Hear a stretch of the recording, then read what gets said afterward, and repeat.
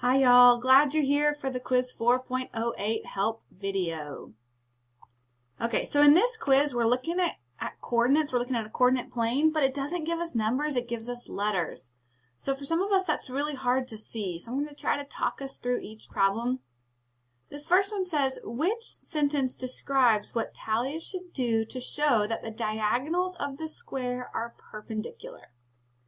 So our goal right now is to show that this diagonal and this diagonal meet at a 90-degree angle, because that's what it means to be perpendicular. So let's just refresh our memory. In order for lines to be perpendicular, their slopes have to be opposite reciprocals.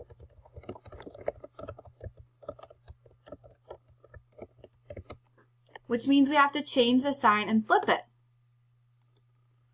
Alright, so before we even do this problem, let's look at some of our answer options. B says show the midpoint of SQ is the same as the midpoint of QR. That's not going to help us determine if they're perpendicular. For perpendicular, we have to show that the slopes are opposite reciprocals. It has nothing to do with the midpoint. This one, show that SQ and PR is equal to the A square root of 2. That's finding the length of a line. And finding the length of the line does not determine if slopes are perpendicular. All that does is show you whether they're the same length or a different length. So that's not going to help us determine if they're perpendicular. And this one says show that SQ and PR intersect at this point. We don't really care what point they intersect at. Again, the only thing that's going to show us if they're perpendicular is if their slopes are opposite reciprocals. So without even solving it, you could go through and figure it out, but I'll go ahead and show you how to solve it with slope as well. So if I want to find the slope of the yellow line, remember the slope formula is the change in y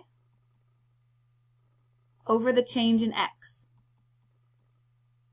So if I label my endpoints for that yellow line that has x1 and y1 and x2 and y2, and I plug them into my slope formula, y2 minus y1 over x2 minus x1 leaves me with a over a.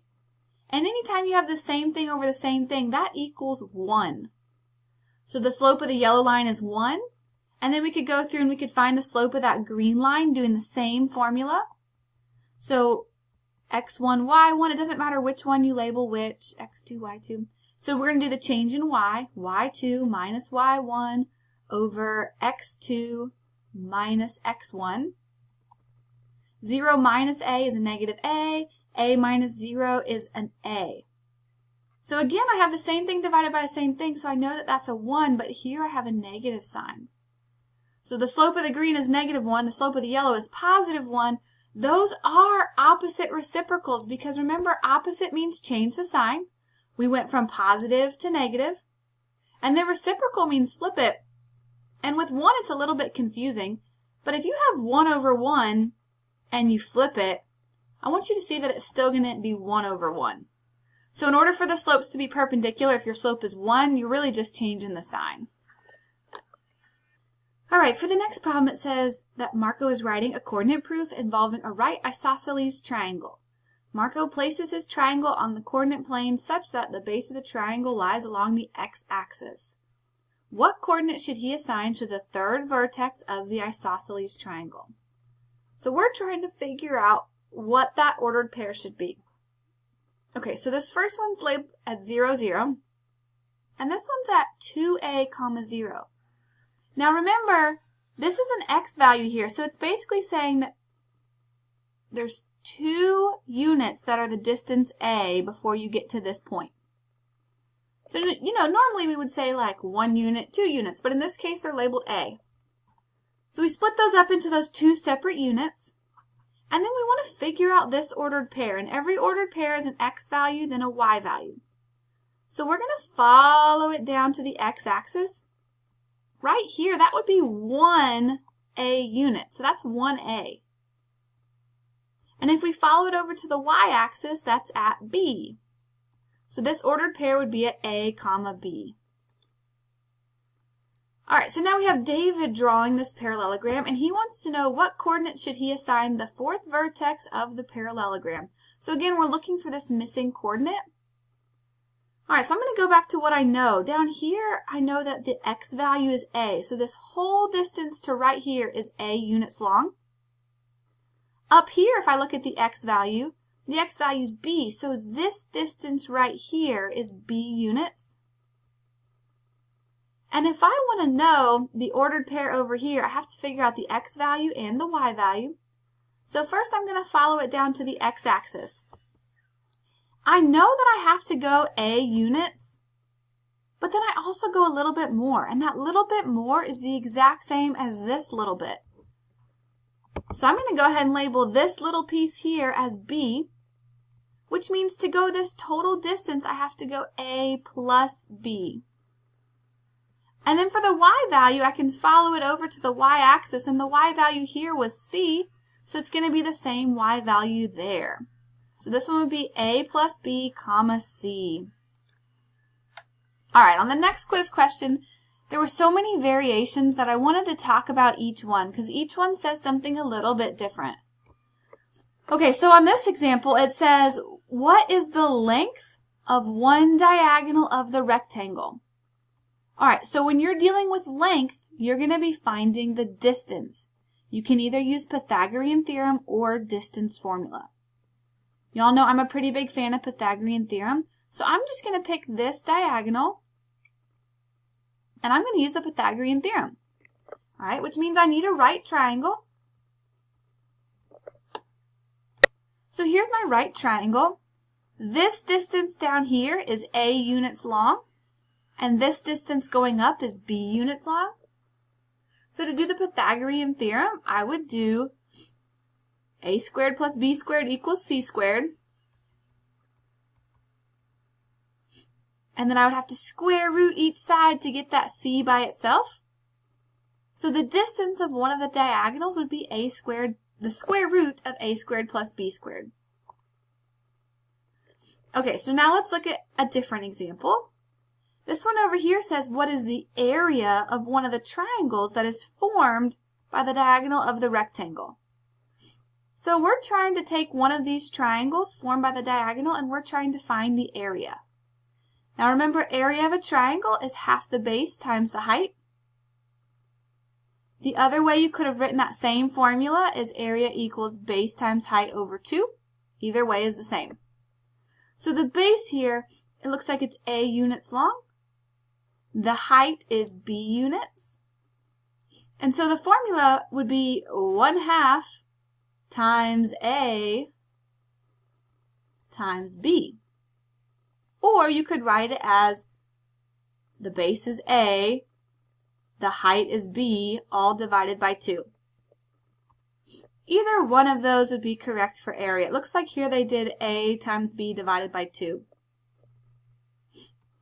All right, and then the last one, it says, what are the coordinates of the midpoint of the diagonals? So we have to use that midpoint formula. All right, so let's just look at the same diagonal. To do the midpoint formula, you do the change in x divided by 2, and then you do the change in y divided by 2, and you get your ordered pair, an answer for x and an answer for y. So in other words, my x value here is a, right? If I just follow this diagonal, if I just go down to the x-axis here, this x distance is a units. And I want half of that. So instead of going the full a units, I want to go a divided by 2. I just want half of that distance to get to right here. And then for my y value, this distance right here is b units tall.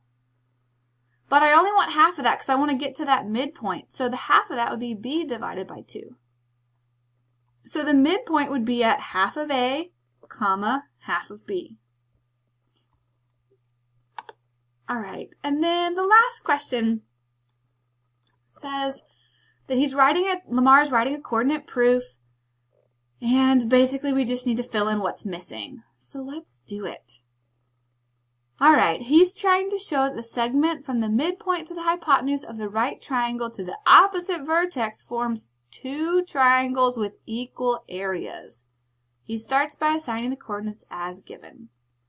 All right, so he's got his coordinates up here so far. And then it says, N is the midpoint of KL. Therefore, the coordinates of N are located where?